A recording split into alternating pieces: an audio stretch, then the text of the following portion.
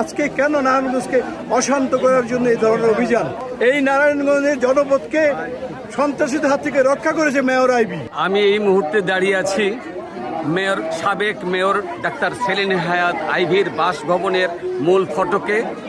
আপনারা তখন দেখেছেন জনতা স্লোগানে মুখরিত করে রেখেছিল। কিছুটা এই মুহূর্তে শান্ত বিরাজ করছে।